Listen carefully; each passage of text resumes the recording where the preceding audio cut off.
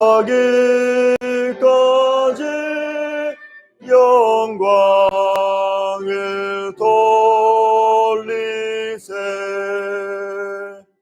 영광을 돌리세.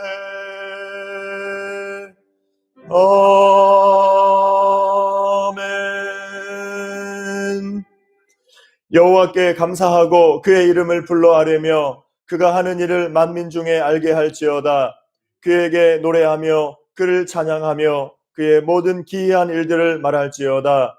그의 거룩한 이름을 자랑하라. 여호와를 구하는 자들은 마음이 즐거울지로다. 우리가 바라보고 의뢰하실 사랑의 하나님, 한 주간도 주님 은혜 가운데 지켜주시고 오늘 복된 주일 허락하시며 주님 앞에 나와 찬양하며 예배하도록 인도하시니 감사와 영광을 주님께 올려드립니다. 이 시간 우리 예배를 받아주시고 주님의 은총으로, 주님의 성령의 충만함으로, 말씀의 은혜로, 또 성도의 교제로 우리 가운데 역사하시고 은혜 베풀어 주셔서 우리가 더욱더 주님께 힘을 얻고 나아가 세상 가운데 빛으로 소금으로 살아갈 수 있는 저희들 되게 하여 주시옵소서. 모든 것 감사드리오며 예수님의 이름으로 기도하옵나이다. 아멘.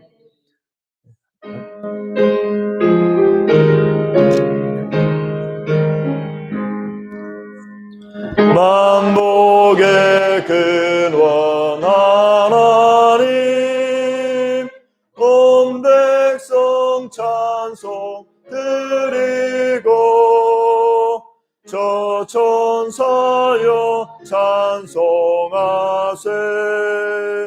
찬송 성부 성자 성령. 아멘.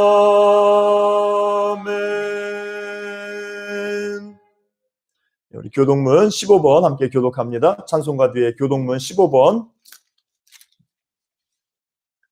모니터를 보셔도 됩니다. 교독문 15번 시편 27편 함께 교독합니다.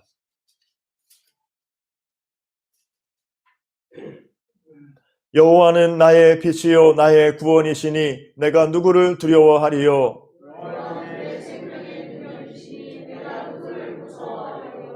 악인들이 내 살을 먹으려고 내게로 왔으나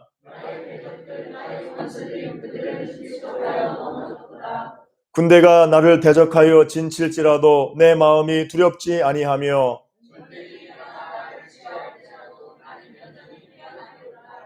내가 여호와께 바라는 한 가지 일 그것을 구하리니 곧 내가 내 평생에 여호와의 집에 살면서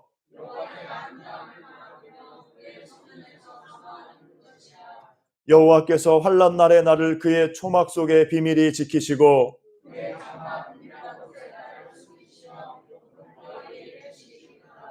이제 내 머리가 나를 둘러싼 내 원수 위에 들리리니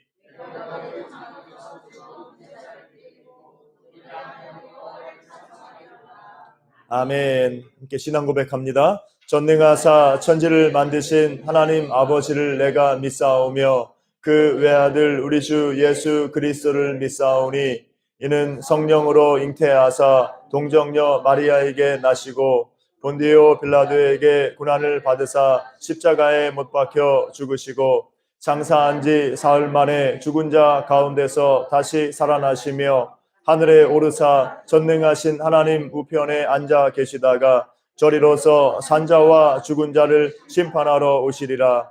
성령을 믿사오며 거룩한 공회와 성도가 서로 교통하는 것과 죄를 사하여 주시는 것과 몸이 다시 사는 것과 영원히 사는 것을 믿사옵나이다. 아멘.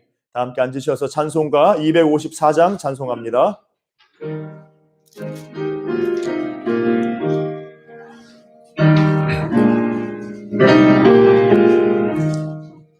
내 주의 보혈은 정하고 정하다. 내 죄를 정케 하신 주 날 오라 하신다. 내가 주께로 지금 가오니 십자가의 보혈로 날 씻어 주소서. 약하고 추해도 주께로 나가면 힘 주시고 내 주함을 곧 씻어 주시네. 내가 주께로 지금 가오니 십자가의 보혈로 날 씻어 주소서.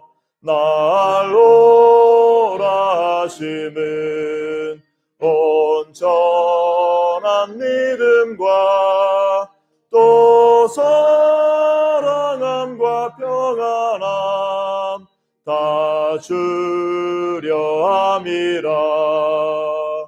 내가 주께로 지금 가오니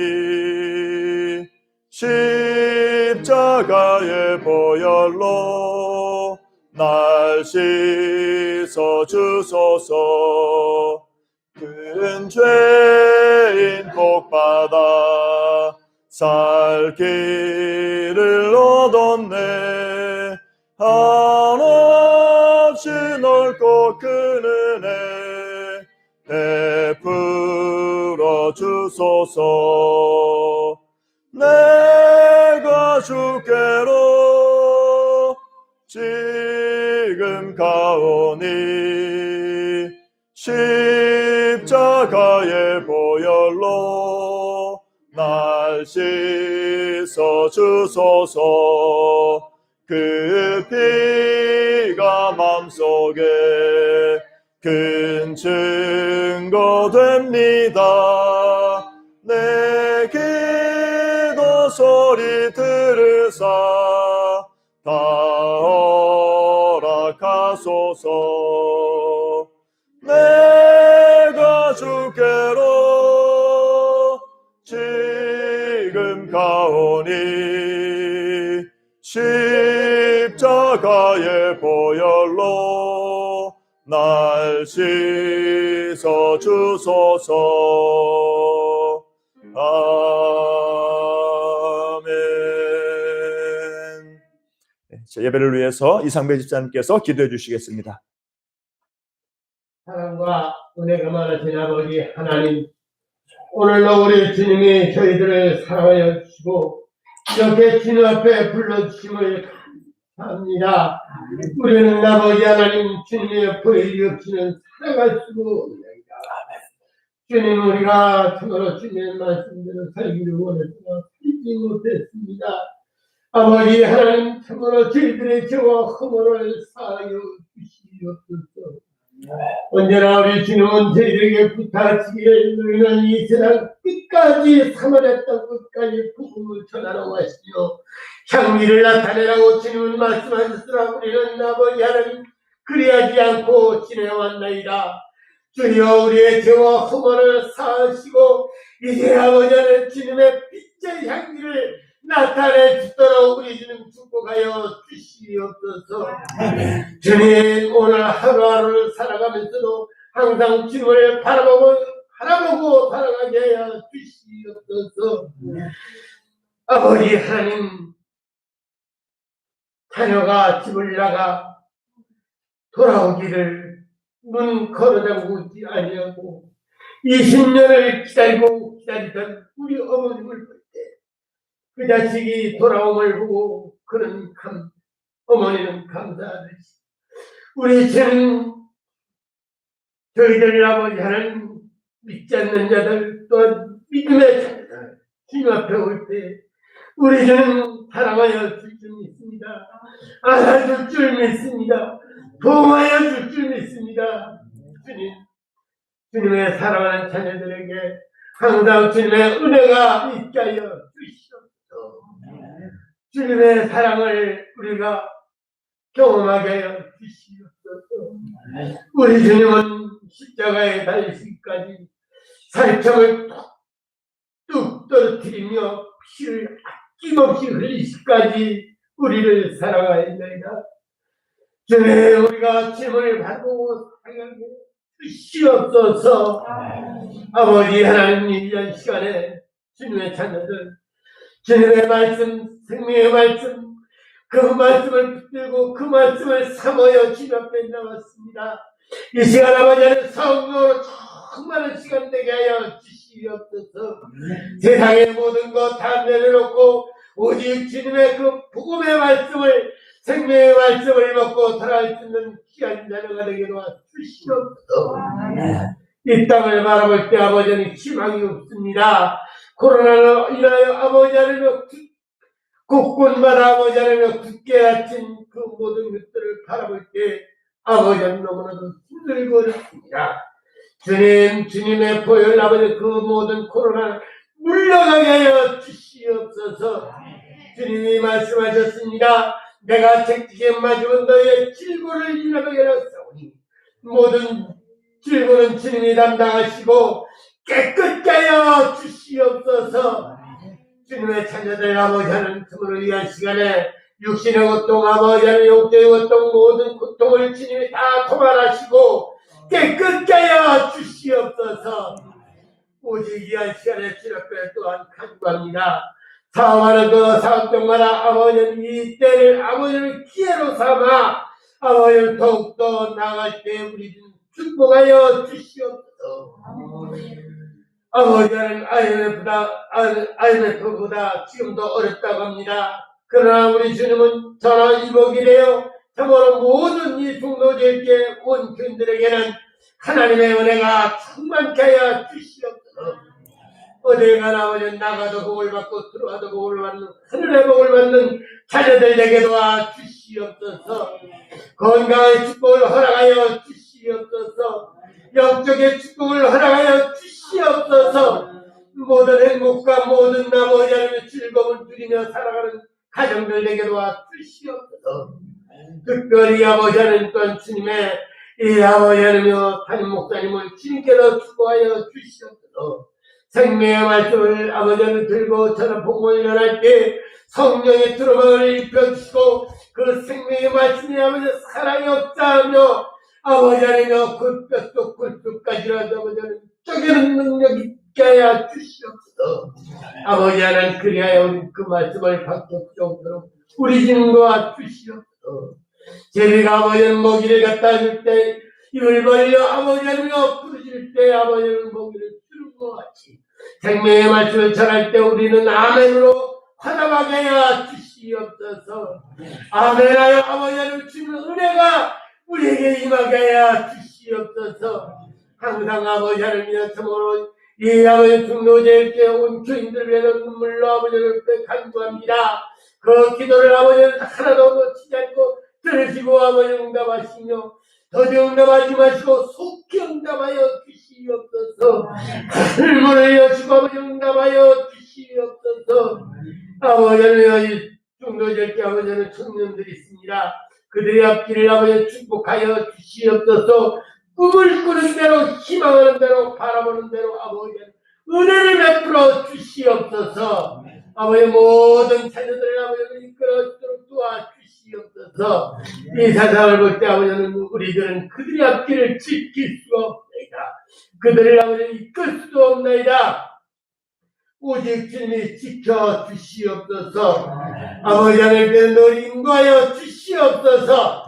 이 한 시간에 아버지는 참으로 수모봉사는 일꾼들 많이 있습니다. 반주다도 우리 주님이 축복하여 주시옵시고 아버지 수모봉사 모든 일꾼들 주님께서 축복하여 주시옵소서. 모든 것은 하나님이 함께하여 주시옵니다. 주여 이 한 시간 모든 것을 함께하여 주시옵소서. 사랑이 많으신 예수님의 이름으로 기도했습니다. 아멘.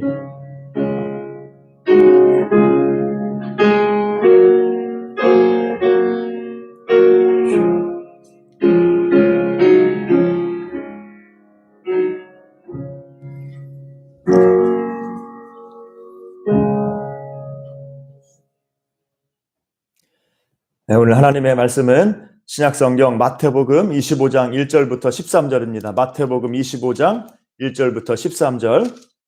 신약성경 마태복음 25장 1절부터 13절.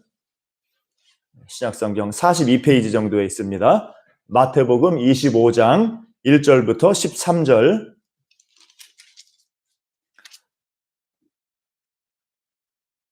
자막에도 있습니다. 마태복음 25장 1절부터 13절.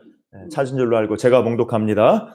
그때 천국은 마치 등을 들고 신랑을 맞으러 나간 10 처녀와 같다 하리니 그 중에 5은 미련하고 5은 슬기 있는 자라.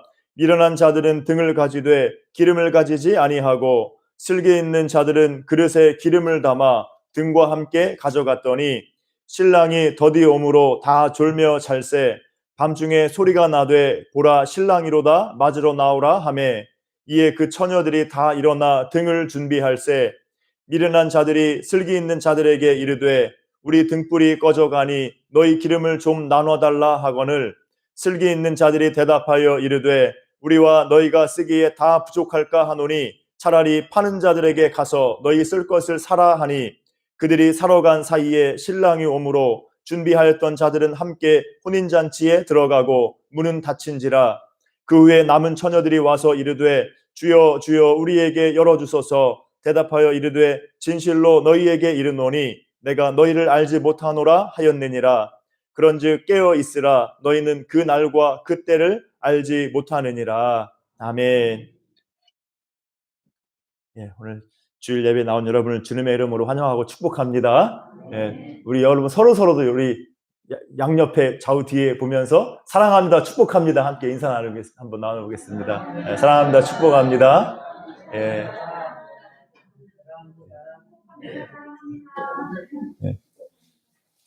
이렇게 분위기 좋네요. 이렇게 보통 이렇게 어색해하는 사람들이 많은데 우리 교인들은 어색해하지도 않고 너무 잘하시는 것 같아. 감사합니다.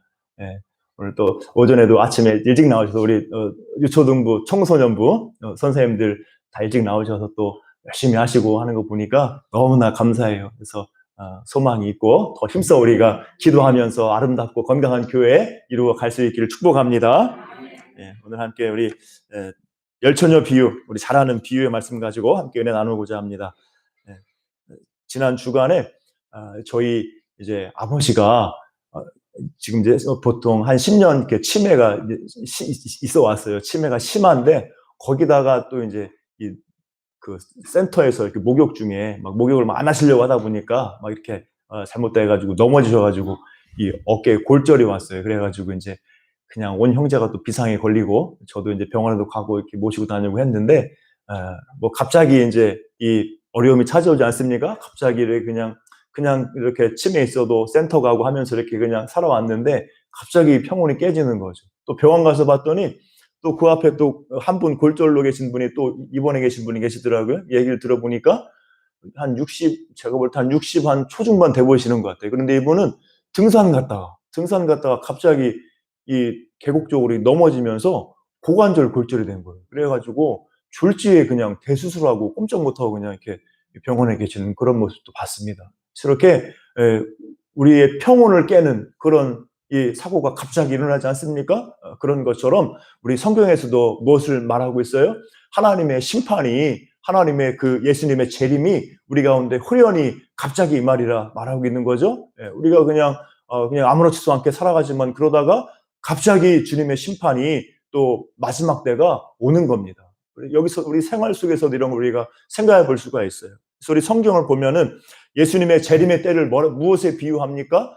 노아의 때, 노시 때 이렇게 비유하죠. 노아의 때, 사람들이 평안할 때에 갑자기 심판이 이르렀잖아요. 그래서 노아의 이 가족만 빼고는 다 멸망받지 않습니까? 그래서 노아의 때 아무도 심판을 예상 못하고 아무도 하늘 열리고 땅이 터져서 물이 터질 것을 아무도 몰랐지만은 갑자기 홍수가 임한 것처럼 예수님의 재림도 그러하다 말씀하고 있죠. 또 롯의 때, 아브라함과 롯의 때도 그랬죠. 소돔과 고모라가 극도로 타락하지 않습니까?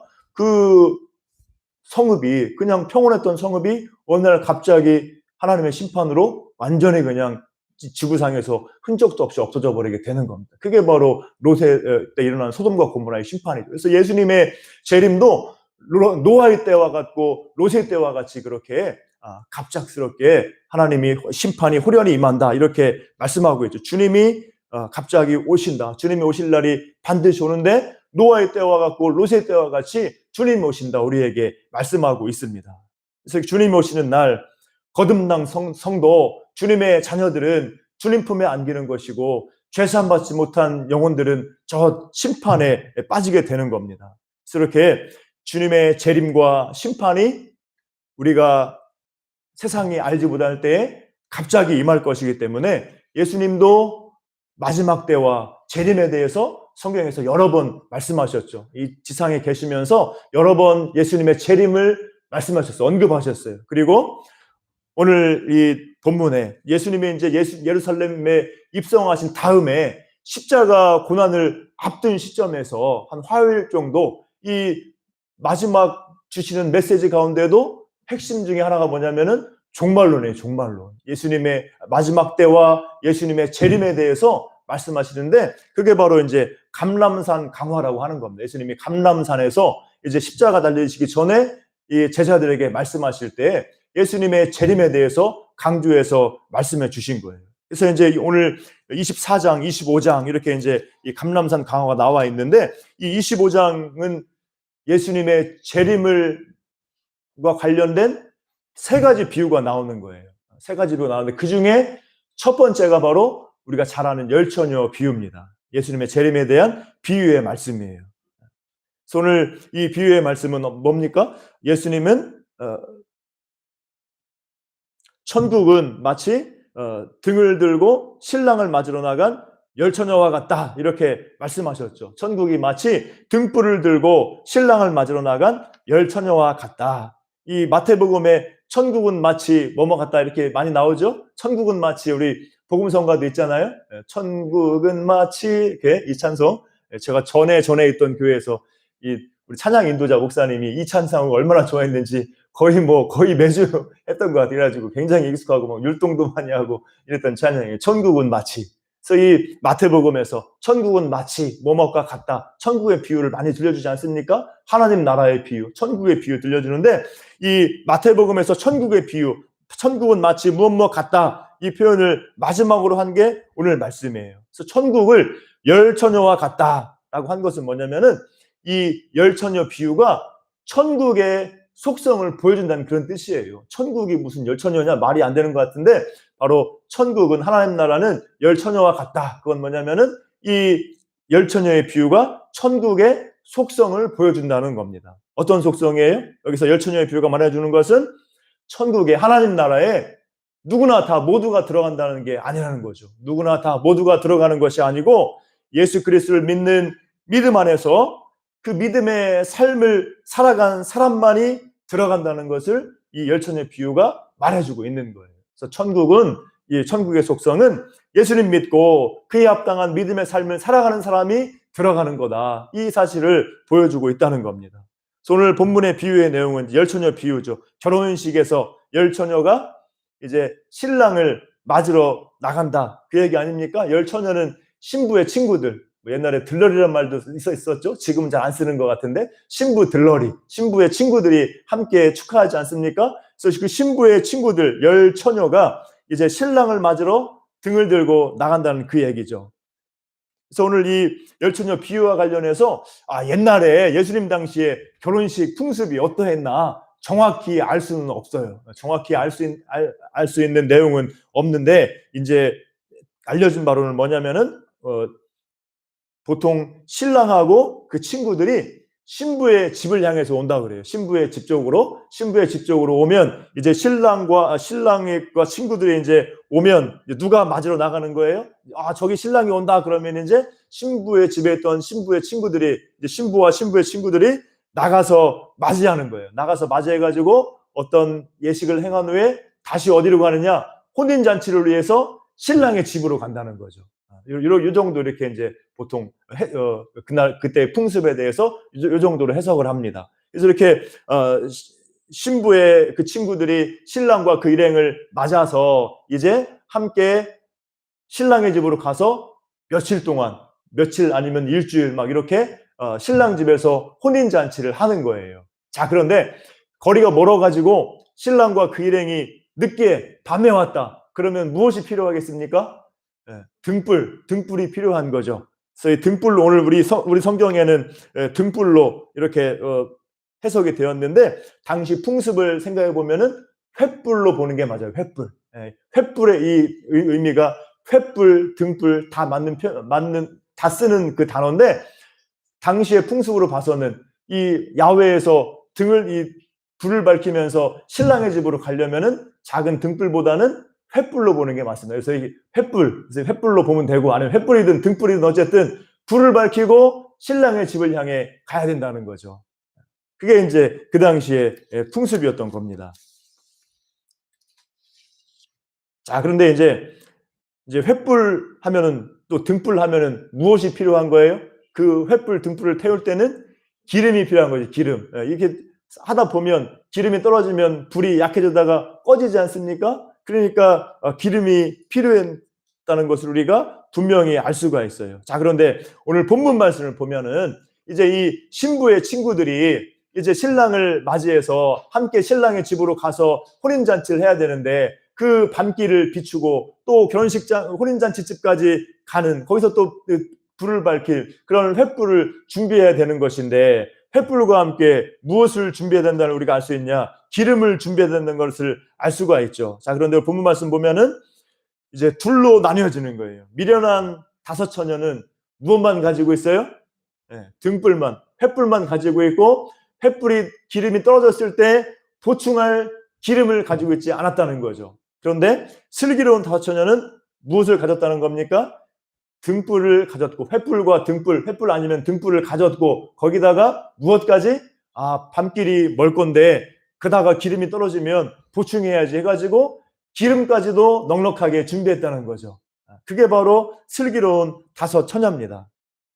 우리가 오늘 말씀 보면은 등불과 함께 기름을 준비해야 하는 것이 당연한 이치죠. 우리가 보통 바보가 아닌 이상은 예상할 수 있지 않습니까? 여기 신부의 집에서 신랑의 집까지 혼인잔치하러 가야 되는데 밤길을 밝히려면 혹시 기름이 떨어질 건데 당연히 횃불만 준비할 게 아니라 떨어지면 쓸 기름도 준비하는 게 당연한 이치인 거예요. 자, 그런데 미련한 다섯 처녀는 등불만 준비하고 횃불만 준비하고 부족하면 더 쓸 충분한 기름은 준비하지 않았다는 거죠. 그게 바로 오늘 말씀입니다. 이 비유의 말씀입니다. 자, 그래서 결과는 어떻게 되는 거예요? 기름 준비 안 한 5명의 처녀가 낭패를 당하게 된다. 그래서 5절에 보면은 신랑이 더디움으로 다 졸며 잔다 이렇게 말하고 있죠. 자, 이제 신부 친구들이 이제 횃불을 준비하고 또 슬기로운 처녀는 기름까지 준비하고 있는데 신랑이 더디오는 거예요. 신랑 일행이 와야 되는데 더디온다는 겁니다. 자, 이것은 무엇을 의미하는 거예요?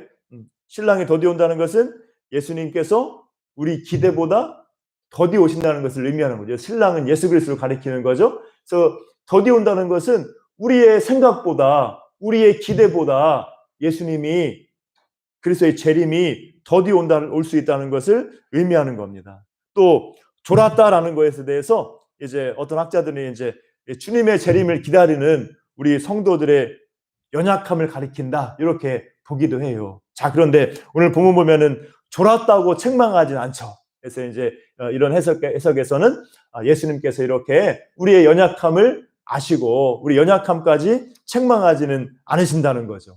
그래서 이렇게 이제 예수님께 더디온다는 것은 이 신랑의 더디움은 예수님의 그 더디오심을 의미하는 것이고 또 졸았다는 것은 우리 연약함을 가리킨다고 볼 수가 있습니다.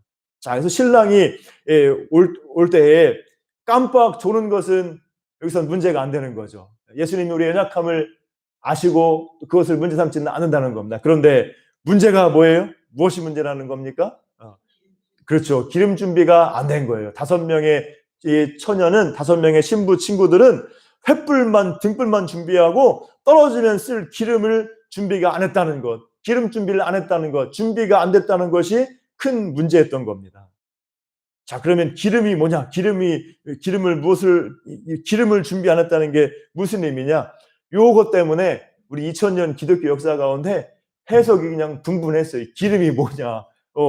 기름을 준비해야 천국에 들어갈 수 있는데 기름이 뭐냐 이것 때문에 많이 이렇게 의견이 많았어요. 그래서 뭐 대표적인 게 하나님의 은혜, 또 기름을 가리키는 기름의 의미가 믿음, 거듭남, 성령, 착한 행실, 뭐 여러 가지를 막 이렇게 그런 해석이 있어 왔습니다. 그런데 오늘 이 본문 비유의 말씀에서 기름이 뭐다라고 우리가 알 수 있는 건 아무것도 없는 거죠. 기름이 무엇이다 우리가 단정할 수가 없는 거예요. 여기서의 우리 비유에서의 핵심은 뭐예요?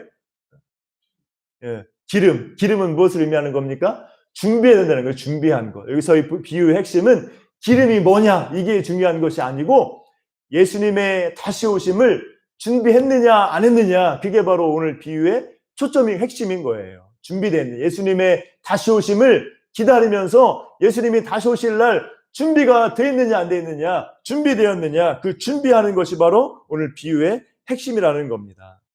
그래서 기름은 우리 성도가 예수님의 재림을 준비하는 모든 믿음의 삶, 예수님의 재림을 준비하는 우리의 삶을 나타내는 것으로 이해하면 되는 거예요. 쓸데없이 기름이 뭐 믿음이다, 선행이다, 뭐 성령이다 이거 가지고 논쟁할 필요는 없어요.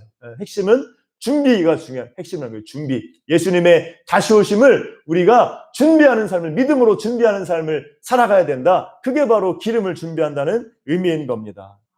그래서 준비는 뭐예요? 우리가 먼저 예수님을 믿고 거듭나는 거죠. 예수님 믿고 거듭나서 그 믿음 안에서 성령 안에서 이제 하나님의 뜻을 따라 행하는 믿음의 삶을 살아가는 거죠. 믿음과 소망과 사랑의 삶을 살아가는 것. 그게 바로 준비가 되어 있는 겁니다.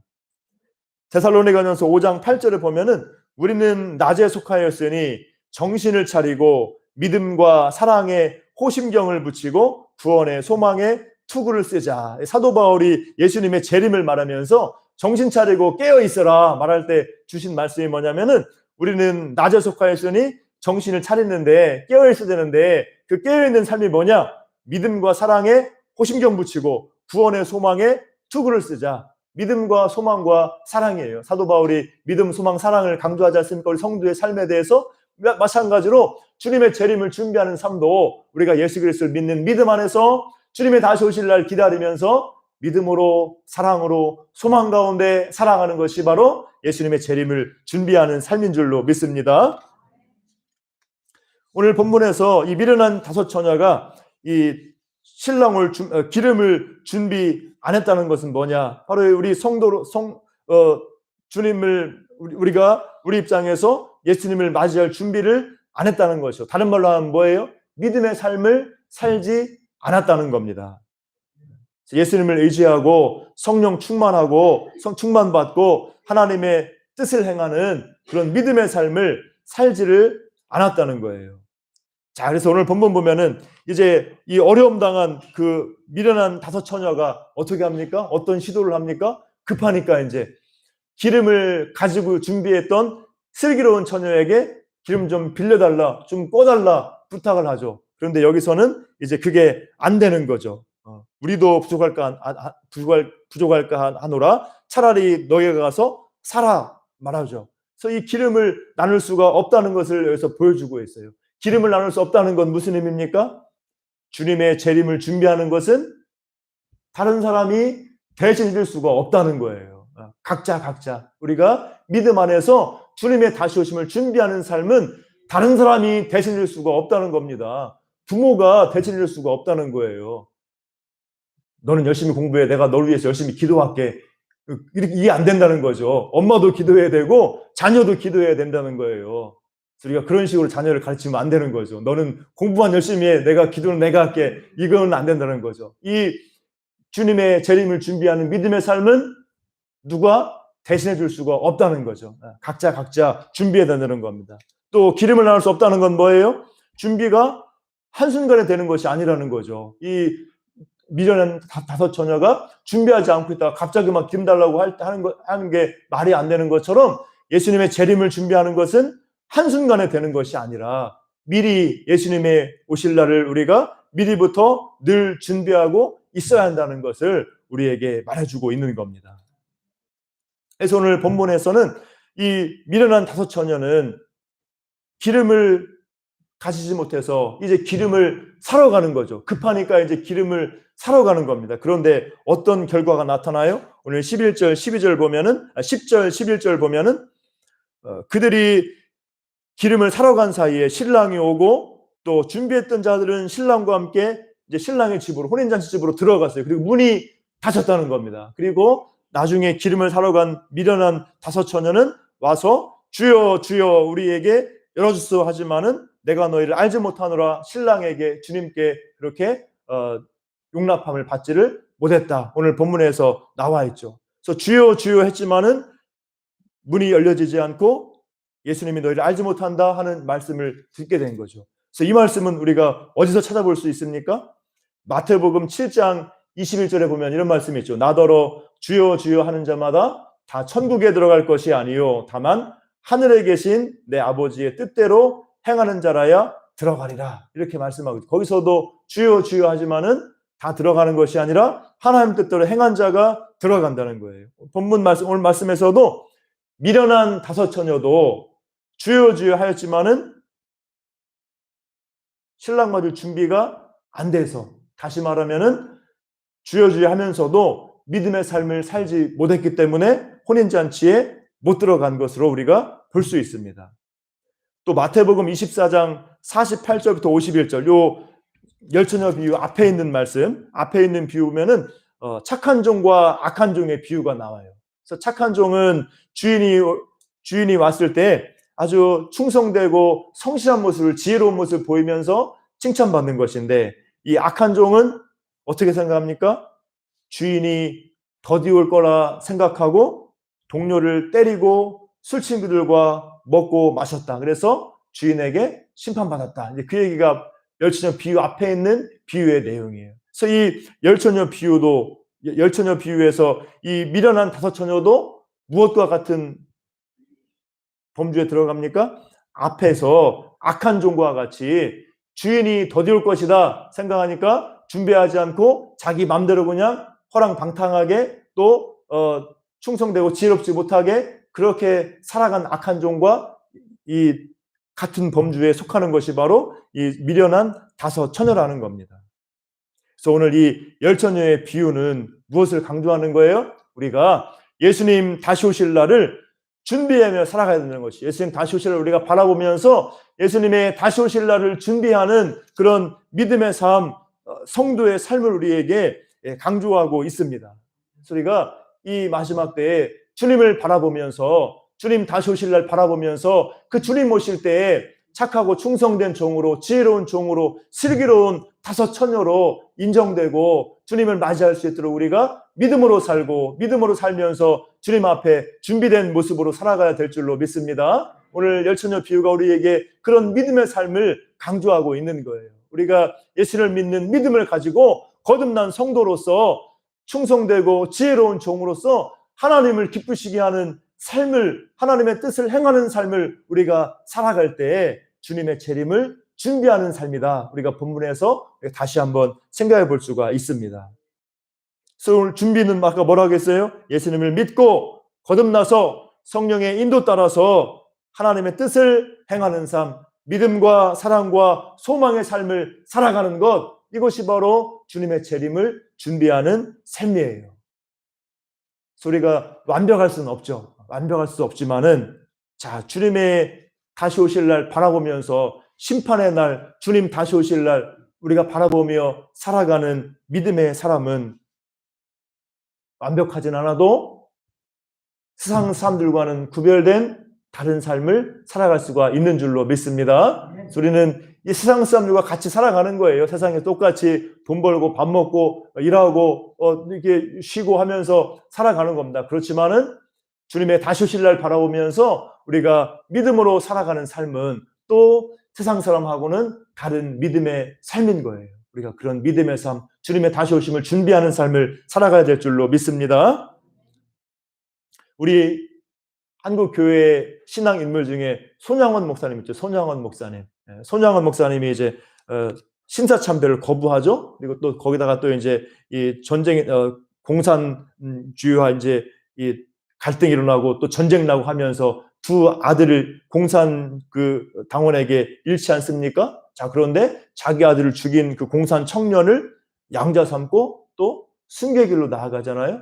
아주 귀한 이 믿음의 삶, 사랑의 원자탄이라고 불리잖아요. 손양원 목사님이. 자, 이런 믿음의 삶을 사셨는데 이 손양원 목사님의 그 믿음의 삶 중에 하나가 뭐냐면, 중요한 모습이 뭐냐면은 주님의 재림을 준비하는 삶이었어요. 이 고난의 시기를 보내면서 이 아들을 잃는 그런 고통 속에서 순교의 자리까지 나아가는 그런 속에서 주님 다시 오실 날 바라보고 사는 그 믿음의 삶이, 재림의 신앙이 이 목사님의 그 신앙의 중심적인 부분입니다. 손양원 목사님이 지은 그 복음성가 중에 주님 고대가가 있어요. 주님 고대가. 그 중에 이제 2절이 뭐냐면은, 먼 하늘 이상한 구름만 떠도 행여나 내 주님 오시는가 해 머리 들고 멀리 멀리 바라보는 맘, 오 주여 언제나 오시렵니까? 주님이 구름 타고 오시리라 말씀했잖아요. 그래서 이 손양원 목사님은 구름만 바라봐도, 행여 이상한 구름만 떠도 주님 다시 오시나, 이런 믿음으로 살았다는 거예요. 그걸 복음성가에서 이렇게 노래로 표현한, 곡으로 표현한 겁니다. 이렇게 이 손양원 목사님, 또 손양원 목사님 비롯한 우리 초대교회 성도들은 그 숱한 고난의 시기를 보내면서 예수님 다시 오실 날 바라보면서 이런 재림의 신앙 가지고 살아가면서 고난을 이겨냈다는 거예요. 이런 재림의 신앙 가지고 고난 중에도, 힘든 중에도 이렇게 믿음의 삶을, 소망의 삶을 살아간 것입니다. 자, 근데 지금 우리 가운데 이런 재림 신앙이 많이 약해졌죠. 우리가 이제 윤택해지니까 잘 먹고 잘 살게 되고 또 사회도 안정되고 하다 보니까 아주 좋지만은, 감사한 것이지만은, 또 동시에 그런 속에서 우리의 신앙에, 우리의 교회에 쇠퇴가 오고 우리 가운데 이 주님 다시 오심을 기다리며 사모하는 그런 재림의 신앙이 약해진 걸 볼 수가 있죠. 저는 어제 또 그저께 신문에, 뉴스에 이제 그 우리나라가 세계에서 8번째로 초음속 국산 전투기 만들었다는 뉴스에 기분이 너무 좋았어요. 이게 지금 우리가 물론 어렵고 힘들 때죠. 코로나로 어렵고 또 경제적으로 어렵고 힘든 때지만은, 자, 이런 가운데서도 우리나라가 스텔스기 바로 전 단계, 4.5단계, 5단계는 이제 스텔스기인데, 자체적으로 스텔스기 만드는 나라는 미국, 중국뿐이고, 운용한 나라는 이제 4.5세대 이상 초음수 국산 전투기를 만드는 나라가 이제 우리나라가 8번째 된 거예요. 저는 이게 왜 좋았냐면, 옛날부터, 청년 때부터 중국도 전투기 만들고, 일본은 뭐 옛날 2차 세계 때부터 전투기도 만들고, 뭐 이미 또 뭐 초음속 전투기 만들기도 하는 때잖아요. 그래서 이 주변 나라들은 다 전투기도 만들고 하는데 우리나라는 왜 비행기를 못 만드나? 이게 좀 막 이렇게 좀 분하고 막 열받고 이랬었어요. 그래가지고 우리나라는 언제 전투기 만들고 언제 저 우주선 만들고 할까? 지금 물론 많이 인공위성을 띄우고 하지만은 그런 데는 열망이 제가 좀 있었어요. 주변 우주 강국 선진국하고 지금 막 우주 경쟁하잖아요. 우리가 좀 뒤처지는 것 같아요. 특히 이웃 나라 중국, 일본하고 뒤처지는 것 같아가지고 좀 불했는데, 이번에 우리나라가 그 전투기 만든다는 소리 들으면서 기분이 너무 좋아. 그래가지고 막 뉴스를 막 관련된 뉴스 쫙 보고 했는데, 자, 우리나라가 이렇게 괄목할 만한 성장했잖아요. 지금 물론 코로나로 어렵고 경제적으로 침체한 상황에 있지만은 그래도 옛날에 비하면 얼마나 발전했습니까? 그런데 사회적으로 윤택해지고 이렇게 안정되긴 했지만은 교회도 함께 그렇게 더 잘 돼가야 되는데, 사회가 더 윤택해질수록 우리 교회가 쇠퇴하고 또 퇴조하는, 우리의 신앙이 점점 약해져가는 그런 모습을 보면은 우리가 안타까운 마음이 듭니다. 우리가 이런 가운데, 이런 시대 가운데서 우리가 더욱더 말씀 가운데 또 기도하는 가운데 우리의 믿음을 새롭게 하고 더욱더 굳건한 믿음으로, 재림의 신앙으로 우리가 살아가야 될 줄로 믿습니다. 우리가 깨어서 주님의 재림을 사모하면서 영적인 긴장을 늦추지 않고 우리가 더욱더 말씀과 기도 가운데서 주님의 다시 오심을 사모하는 삶, 주님의 다시 오실 날 바라보면서 믿음으로 살아가는 삶, 주님 언제 오셔도 기쁨으로 맞이할 수 있는 그런 믿음의 삶을 살아가시기를 주님의 이름으로 축복합니다. 예수 믿는 믿음 안에서 우리가 기도하면서 말씀 가운데 성령 충만 받아서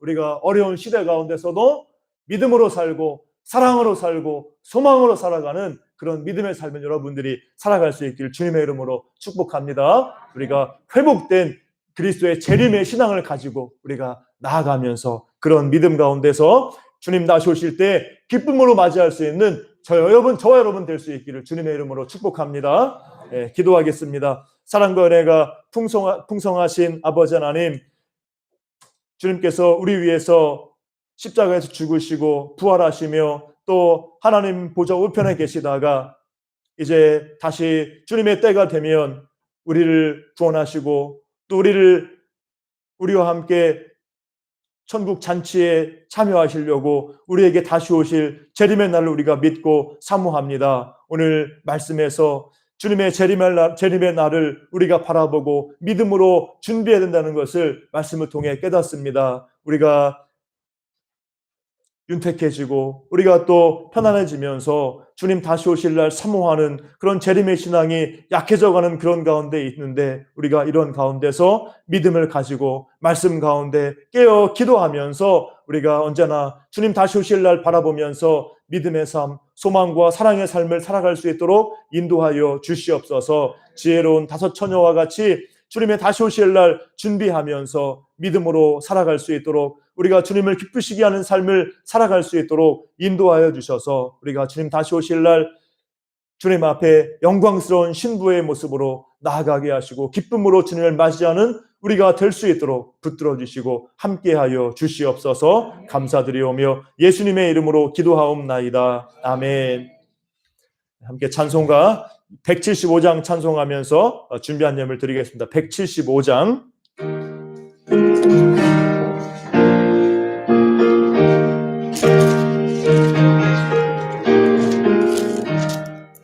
신랑 되신 예수께서 다시 오실 때 밝은 등불 들고 나갈 준비 됐느냐.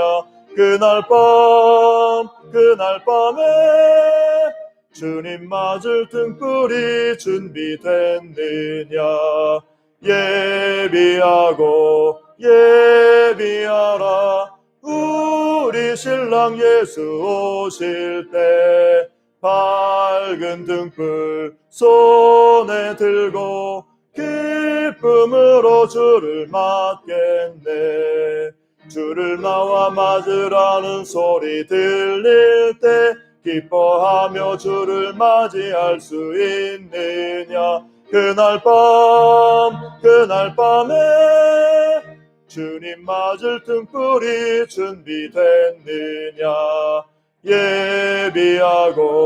예비하라 우리 신랑 예수 오실 때 밝은 등불 손에 들고 기쁨으로 주를 맞겠네. 항상 깨어 기도하며 거룩한 길은 준비하지 않고 주를 맞지 못하리. 그날 밤에 주님 맞을 등불이 준비됐느냐.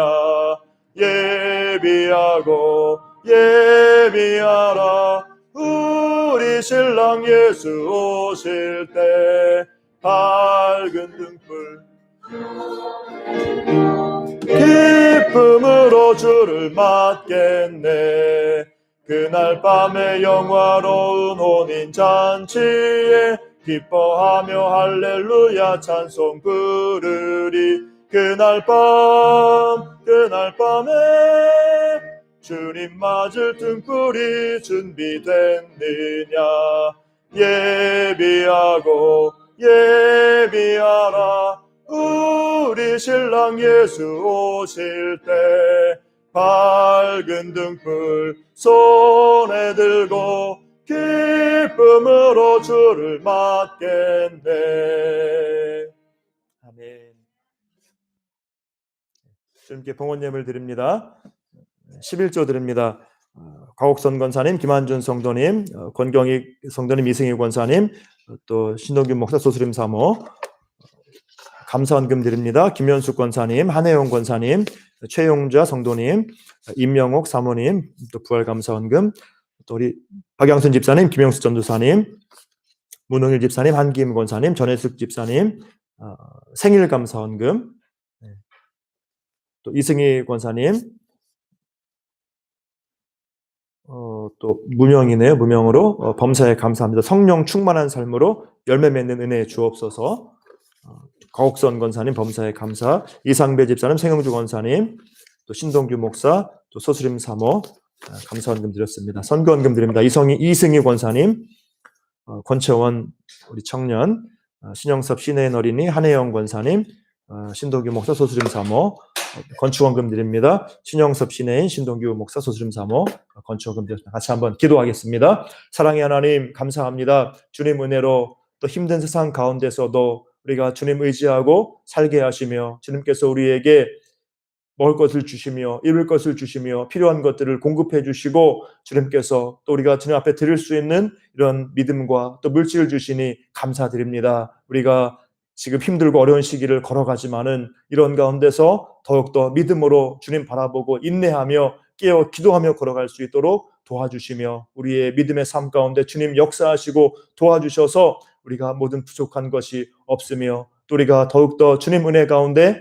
귀하게 믿음과 소망과 사랑의 삶을 살아갈 수 있도록 도와주시고 우리의 기도에 응답하여 주시옵소서. 모든 때마다 일마다 주님 바라보고 기도하며 주님의 도우심과 인도하심 받는 우리 삶이 될 수 있도록 도와주시고 이런 믿음 가운데 우리가 주님의 도우심 맛보고 간증하며 주님의 사랑을 나타내며 전파하는 삶을 살아가도록 주님 붙들어 주시고 인도하여 주시옵소서. 힘들 때 주님 위로해 주시고 풍성한 삶으로 채워주시며 우리 모든 성도 또 우리 모든 우리 국민들 서민들 가운데 하나님 역사하셔서 지금 이 힘든 시기를 잘 이겨내고 극복할 수 있도록 주님 긍휼을 베풀어 주시고 은혜 내려 주시옵소서. 감사드리오며 예수님의 이름으로 기도하옵나이다. 아멘. 교회 소식입니다. 주보를 참고해 주시기 바랍니다. 오늘 주일학교 예배를 포함해서 모든 예배와 친교 중에 우리 코로나19 방역 계속 유의해 주시고 또 코로나19 소멸을 위해서 기도해 주시기 바랍니다. 지금 또 이제 4차 대유행 막 얘기하고 있죠. 또 이 대전 지역이 또 옛날보다 조금 확산되는 것 같아요. 그래서 계속 우리가 끝까지 조심하시고 마스크 착용 잘 하시고 우리가 더 유의하시길 바라고 기도해 주시길 바랍니다. 또 우리 이번 서대전노회 제138회 정기노회가 4월 12일 월요일에 새로남 교회에서 있습니다. 그래서 이제 이 본래 노회 때 뭐 저도 참석하고 다 참석이 되는데 지금 코로나 시국이라 노회도 다 참석 못해요. 이렇게 이제 시찰별로 이제 이렇게 추려가지고 참석할 수 있는 사람을 명단을 추려가지고 이제 인원 제한해서 참석합니다. 그래서 뭐 저는 이제 뭐 어리고 또 이제 들어온 지 얼마 안 됐고 저는 참석하진 않아요. 근데 이렇게 이제 노회가 있습니다. 또 이제 3번 보면 4층 청소년부실 이 작업을 해야 되는데 이제 우리 또 장로님 또 집사님들과 얘기 나눠보고 했는데 위에 이제 지붕 방수 문제는 전면적인 교체는 좀 힘들 것 같고 좀 여력도 그렇고 또 그럴 필요성을 좀 더 생각해 봐야 될 것 같고 그래서 이제 지붕 이제 방수 문제는 이제 조금 상황을 봐가면서 일부만 이렇게 하든지 좀 그렇게 하면 좋을 것 같고요. 그래서 이제 그렇게 위에 지붕 방수 계획은 그렇게 하고 있고 이제 일단은 또 4층 청소년부실 써야 되잖아요. 급하게 이제 써야 되니까 도배를 하든지 페인트 칠을 하든지 해야 되는데 이제 아직 방수 문제가 확실히 해결되지 않은 상태에서 도배를 하는 것도 합당하진 않은 것 같아요. 또 막 금방 또 버리면 또 아깝잖아요. 그래서 제 생각으로는 이게 제 생각인데 도배보다는 페인트가 나을 것 같아요. 그래서 이제 이렇게 제가 썼는데 함께 오늘 뭐 평일에도 할 수 있고 아니면은 제 생각엔 주일 오후에도 우리가 이제 주님을 위한 일이니까 우리 주일 오후에도 뭐 페인트 칠 정도는 할 수 있을 것 같아요. 이제 같이 식사하고 할 수 있을 것 같은데 하여튼 언제 할지 또 이제 또 봉사하실 분이 어떻게 또 누가 봉사하실지 함께 말씀을 나누면 좋겠습니다. 그래서 봉사하실 분들 같이 한번 시간도 정하고 할 수 있도록 우리 남자 집사님, 우리 장로님 중에서 이제 봉사하실 분들 예배 후에 잠시 모여서 좀 얘기를 나누겠습니다. 아셨죠? 예. 예. 우리 또 문홍 집사님 또 이렇게 성전 수리, 우리 예배당 수리 위해서 헌금도 해주시고 해주셨는데 너무 감사하고, 이제 계속 이렇게 이제 4층 청소년부실 또 이제 위에 방수 문제 이렇게 이제 상황 봐가면서 계속 이제 수리해 나가도록 하겠습니다. 그리고 이제 4번 성경 읽기, 성경 또 묵상, 큐티, 또 기도 생활 더 힘써 주시고, 또 여러 가지 기도 제목들이 있죠. 같이 기도해 주시길 부탁드립니다. 우리 다음 세대 위해서 주일학교 다시 시작돼서 너무나 전 기쁜데, 함께 우리 주일학교 부흥을 위해서 기도해 주시고, 이제 또 우리 5번 방역도 힘써 주시고, 또 6번 우리 원로 목사님 비롯해서 우리 권사님들, 또 집사님, 또 우리 신기철 집사님 또 함께 깨끗이 회복될 수 있도록 건강 위해서 기도해 주시기 바랍니다. 우리 신기철 집사님, 저는 아직 좀 회복돼야 될 줄 알고 지난번 이제 주일학교 다시 시작한다고 할 때 연락도 안 드렸어요. 중고등부 부장이신데 학생 이제 좀 더 쉬셔야 되지 않을까 해서 말씀도 안 드렸는데, 제일 먼저 일찍 나오셔가지고 아침 일찍 나오셔서 그냥 청소년부실에 가서 계시고 봉사하고 해주셔서 너무나 감사합니다. 그래서 집사님 깨끗이 회복될 수 있도록 기도해 주시기 부탁드립니다. 그리고 이제 오늘 주보에 안 치렀지만 우리 지난주에 목요일 날에 우리 신윤상 우리 청년 입대했죠. 이제 논산에 입대했고, 또 이인열 권사님 손자, 제가 권사님께 들었는데 지난주에 말씀을 못 드렸어요. 손자도 지난주 입대했어요. 월요일인가 화요일인가에 우리 이인열 권사님 손자 조정현이라고 저한테 이름도 알려주셨는데, 우리 이은영 권사님 손자도 입대했고, 우리 권동호 청년 5월달 예정이었는데 코로나 예방주사를 맞는 바람에 2차까지 맞고 가야 된다고 그래가지고 조금 늦춰진대요. 그래서 하여튼 너무 늦게 가면 더우면 힘들잖아요. 얼마나 목말라요. 그러니까 우리 동호 하나님께서 입대 일자도 딱 맞게 가장 좋은 때 가게 해달라고 우리 동호를 위해서도 함께 기도해 주시기 바랍니다. 우리 그래서 이따가 기도할 때 우리 신윤상, 또 우리 이은영 선생님 손자 조정현 입대했는데 잘 감당할 수 있도록 훈련 잘 받도록 기도해 주시고, 권동호 또 입대 잘 될 수 있도록 시간 잘 맞을 수, 타이밍 잘 맞을 수 있도록 기도해 주시면 감사하겠습니다. 광고 이상이고, 다 함께 일어나셔서 우리 찬송가 171장 부르고 잠시 기도하고 축도로 예배를 마칩니다. 171장.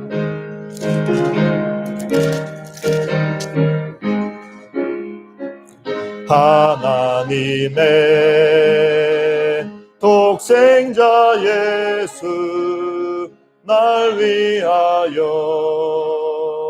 오시었네. 내 모든 죄 사시려고 십자가 지셨으나 다시 사셨네. 살아계신 주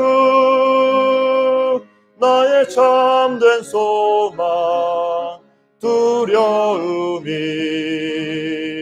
사라지네. 사랑의 주내 갈 길 인도하니 내 모든 삶의 기쁨 늘 충만하네. 주 안에서 거듭나누리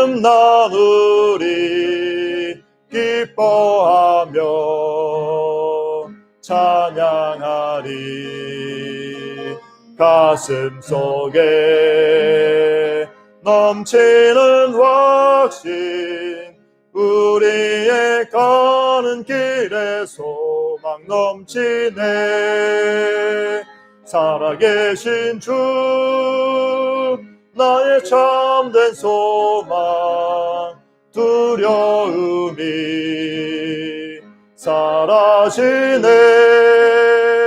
사랑의 주내 갈 길 인도하니 내 모든 삶의 기쁨 늘 충만하네. 선한 싸움 다 마친 후에 우리 주님 배우리라. 사망 미치고 주님이 다스리니 영광 넘치네. 살아계신 주 나의 참된 소망 두려움이 사라지네. 사랑의 주내 갈 길 인도하니 내 모든 삶의 기쁨 늘 충만하네.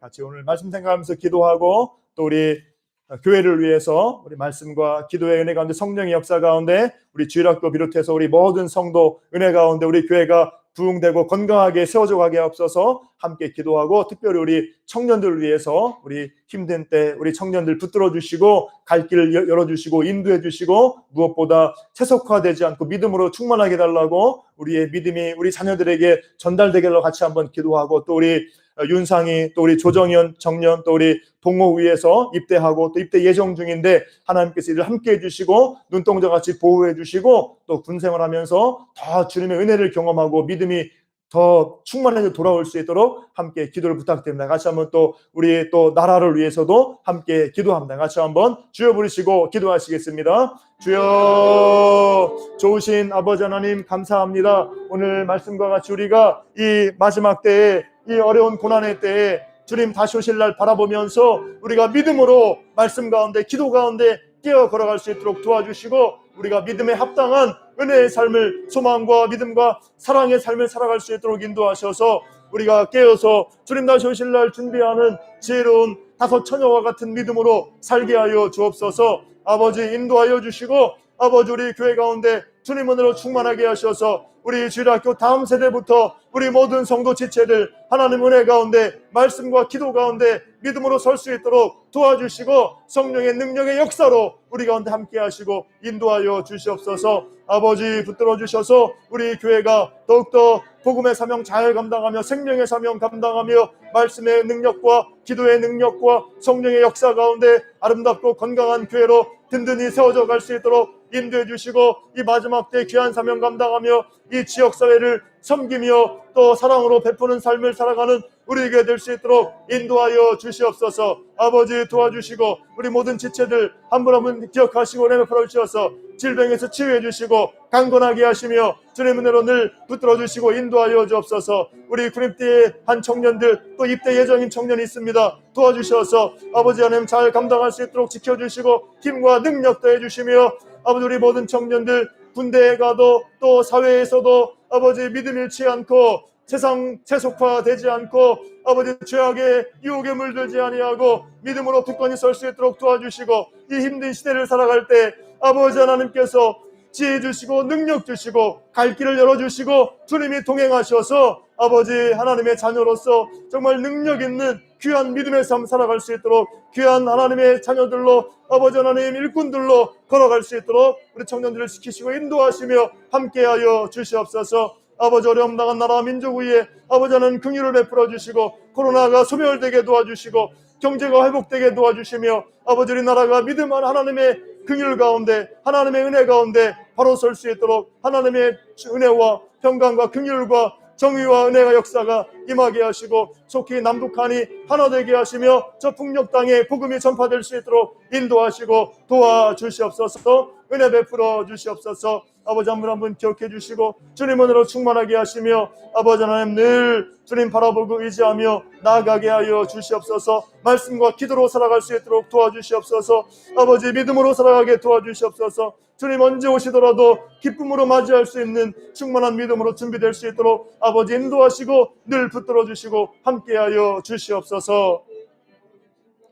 사랑의 하나님 감사합니다. 우리 가운데 역사하셔서 성령의 충만함을 더해주시고 믿음으로 충만하게 하시며 날마다 말씀 생활, 기도 생활에 승리할 수 있도록 인도하셔서 우리 모든 성도 지체 하나님 은혜 가운데 주님 다시 오실 날 바라보며 믿음으로 또 소망과 사랑으로 살아갈 수 있도록 인도하여 주시옵소서. 준비된 믿음의 삶, 주님 언제 오셔도 기쁨으로 맞이할 그런 준비된 삶을 살아갈 수 있도록 하나님 도와주시고 인도하시며 우리 교회 가운데 우리 나라와 민족 가운데 하나님의 은혜와 긍휼로 채워주시고 역사하여 주시옵소서. 감사드리오며 예수님의 이름으로 기도하옵나이다. 아멘.